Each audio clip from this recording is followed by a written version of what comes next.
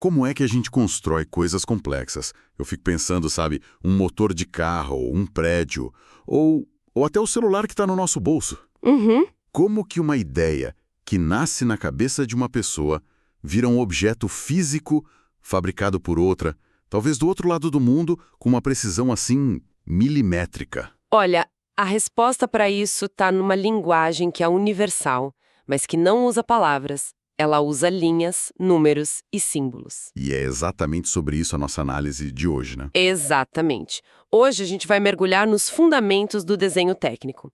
Nós partimos de uma aula introdutória sobre o assunto, e a nossa missão aqui é desmistificar esse idioma que é a verdadeira espinha dorsal da engenharia, da arquitetura e de toda a indústria. É entender a gramática por trás do mundo que a gente vê e toca. Perfeito. O que me chama atenção assim de cara é essa ideia de linguagem, e a primeira coisa que o material de base faz é traçar uma linha muito clara entre o desenho técnico e o desenho artístico. Sim, é uma distinção fundamental. No mundo da arte, o valor muitas vezes está na ambiguidade, na expressão, né?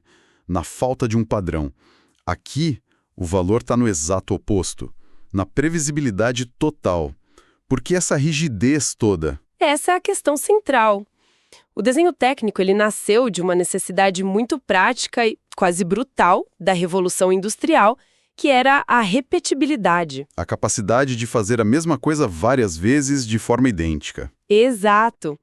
Sem um conjunto de regras extremamente rígidas, cada peça de uma máquina, cada componente, sairia um pouco diferente. A produção em massa seria impossível. Entendi. Eu lembro do meu primeiro estágio, o chefe de engenharia me disse uma coisa que eu nunca esqueci. Ele falou: o desenho não pode ter margem para interpretação. A peça tem que sair daqui e ser feita no Japão por alguém que não fala a sua língua e tem que sair perfeita. Uau! Isso resume tudo. Resume. E cada área, sabe, seja mecânica, construção civil, cada uma tem as suas próprias regras como se fossem dialetos. Mas o princípio da precisão absoluta é o mesmo. Hoje, a gente foca no dialeto da mecânica. Ok, então vamos direto para essa gramática. O material de base é muito enfático no primeiro mandamento, digamos assim, do desenho técnico-mecânico. A citação é ótima. Apaguem da cabeça de vocês centímetros, metros. É isso mesmo. A unidade padrão é o milímetro.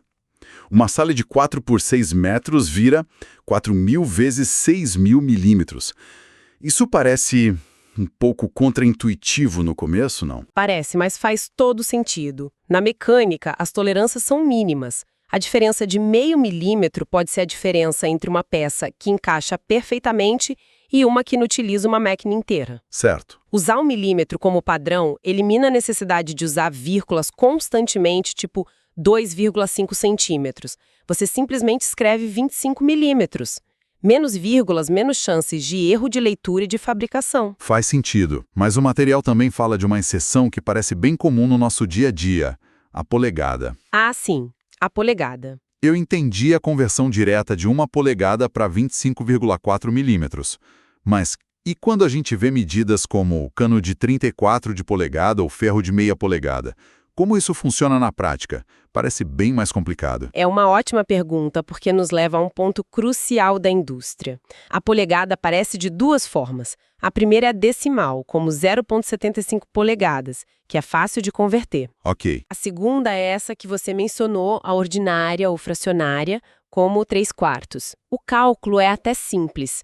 Você multiplica o número de cima, o numerador, por 25,4 e divide pelo de baixo, o denominador. Ah, então para 3/4 seria 3 vezes 25,4 e o resultado dividido por 4. Exato, que dá 19,05 milímetros. A origem disso é a forte influência de empresas americanas e inglesas que historicamente usam o sistema imperial. Gigantes como Caterpillar, John Deere, elas trouxeram esses padrões para o Brasil e eles se mantêm até hoje em vários setores como tubulações e parafusos. É quase um fóssil industrial, um legado dessa globalização inicial. Ok, então definimos as palavras, que são as medidas. Agora, onde a gente escreve essa linguagem? O material fala sobre os formatos de papel da série A. E tem um detalhe sobre o formato A0 que eu achei genial. Que é o fato dele ter exatamente 1 metro quadrado de área, certo? Exato. As dimensões são 841 por 1.189 milímetros. Mas por que 1 metro quadrado? É só uma curiosidade matemática ou tem uma razão prática para isso? Tem uma razão extremamente prática. Ter uma folha padrão com 1 metro quadrado facilita e muito o cálculo de custo de material em gráficas, em escritórios de engenharia, além de questões de peso para transporte, armazenamento. Entendi. Mas a verdadeira genialidade do sistema está na proporção entre os lados, que é de 1 para a raiz quadrada de 2. Uma proporção mágica. Praticamente. Essa proporção garante que, quando você dobra a folha A0 ao meio, as duas folhas A1 que resultam, elas têm exatamente a mesma proporção. Se dobrar a A1, tem duas A2 e assim por diante até a A4 que a gente usa no dia a dia. É um sistema perfeitamente escalável e sem desperdício. É pura eficiência. Pura eficiência. É um design de sistema incrivelmente elegante. Agora, com o papel e a unidade definidos, o que torna um monte de linhas num papel um documento oficial? Um contrato entre quem projeta e quem fabrica. A legenda. A legenda é a carteira de identidade obrigatória de todo desenho técnico. Sem ela, o desenho não tem validade. É ali que está tudo? Tudo. Ali estão informações vitais. Quem projetou, quem desenhou, quem aprovou, a data, o nome da peça, o material de que ela é feita, o peso, a escala. E talvez o mais importante de tudo, o sistema de revisões. O material destaca muito isso, o controle de revisão. E com razão. Isso não é só burocracia, é o sistema imunológico do projeto. Gostei da analogia. Imagina que um furo numa peça precise mudar de 10 para 10,5 milímetros. Você não cria um desenho novo. Você pega o original, faz a alteração e adiciona uma linha na legenda. Revisão 01, a data e a descrição. Diâmetro do furo alterado de 10 para 10,5. E isso cria um histórico rastreável da peça. Exatamente. Agora, imagina uma fábrica produzindo 10 mil dessas peças e usando a versão antiga do desenho. A gente está falando de um prejuízo de milhões, talvez até um risco de falha catastrófica num produto final. Tudo por causa de meio milímetro. Nossa! O controle de revisão na legenda garante que apenas a versão mais atual esteja em produção. Hoje, com sistemas digitais como CAD e PLM, esse controle é mais automatizado, mas o princípio é exatamente o mesmo. Ok, então temos as unidades, o papel, a identidade. É como se a gente tivesse preparado a mesa. Como a gente começa a desenhar o prato principal? Qual é o átomo dessa linguagem? O átomo, a unidade mais fundamental, é o ponto. Mas, no desenho técnico, um ponto não é só uma marquinha, sabe? Ele é definido como o cruzamento de duas linhas. Ah, interessante. A partir daí, a gente constrói em camadas. 2 pontos formam uma linha, 3 pontos não alinhados formam um plano, um triângulo, e o círculo, que a gente intuitivamente acha que é super simples, na verdade é uma das figuras mais complexas. Como assim? É um conjunto infinito de pontos que estão à mesma distância de um centro. Entendi. E essa parte sobre a precisão das definições me pegou. A discussão sobre os quadriláteros na aula é um ótimo exemplo. Eu, como a maioria das pessoas, uso quadrado e retângulo de forma meio solta, mas aqui a definição é tudo. Exatamente. Vamos lá. Um retângulo é uma figura de 4 lados com 4 ângulos de 90 graus e lados opostos iguais. Certo. Um quadrado tem 4 lados iguais e 4 ângulos de 90 graus. Agora vem a parte interessante. Peraí, então.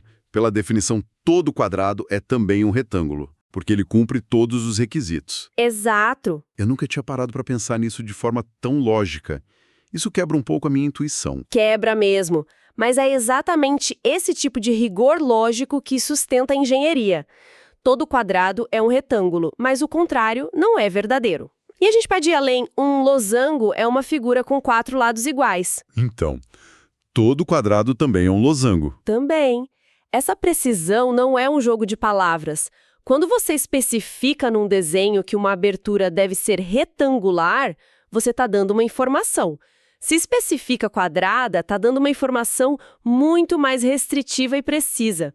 Ambiguidade aqui custa caro. Entendido. Saímos da abstração e entramos no mundo físico. E até agora a gente falou de figuras em 2D, chapadas no papel. Mas o mundo real é 3D. Como essa linguagem lida com a profundidade? Adicionando profundidade a essas figuras planas, nós criamos os sólidos geométricos. Cubos, prismas, cilindros, esferas. Todo sólido tem 3 componentes básicos. As faces, que são as superfícies planas. Ok. As arestas, que são as linhas onde as faces se encontram, e os vértices, os pontos onde as arestas se encontram.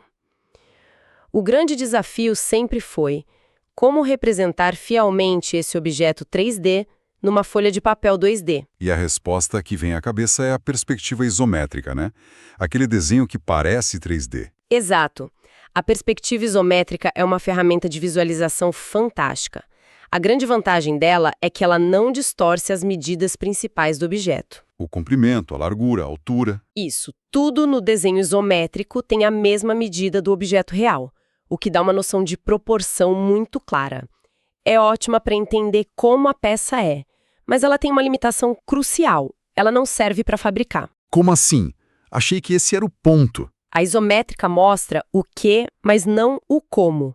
Para fabricar, você precisa de informações que a perspectiva esconde. Detalhes internos de um furo, as dimensões exatas de uma face que está no fundo. Entendi. É aí que entram aqueles desenhos que parecem desmontados, com a vista de frente, a de cima, de lado, tudo separado? Exatamente.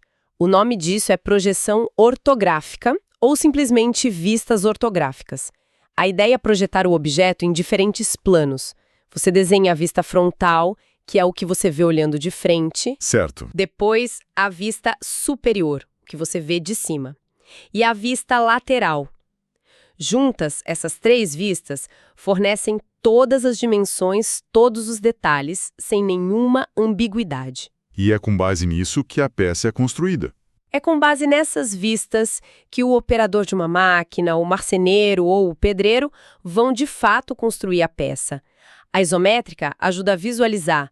As vistas ortográficas ajudam a fabricar. Elas são a alma do desenho técnico. Recapitulando tudo isso, fica claro que o desenho técnico é muito mais do que só desenhar. É uma linguagem global, rigorosa, padronizada. É o que permite que tudo funcione em conjunto. Pois é. É o que permite que uma equipe na Alemanha projete uma turbina que vai ter peças fabricadas com precisão de micron no Brasil para ser montada num avião nos Estados Unidos. Sem essa linguagem comum, a complexidade do nosso mundo moderno simplesmente não existiria. E para quem nos ouve, fica aqui um pensamento final. Da próxima vez que pegar um objeto industrializado, pode ser um simples talher, um mouse de computador, qualquer coisa. Tente imaginar o desenho técnico por trás dele. Um bom exercício. Que informações estariam na legenda? Qual material foi especificado? Quantas vistas ortográficas seriam necessárias para descrever completamente cada detalhe, cada furo, cada curva? É um convite para tentar enxergar essa conversa silenciosa, precisa e universal que deu e continua dando forma a quase tudo ao nosso redor.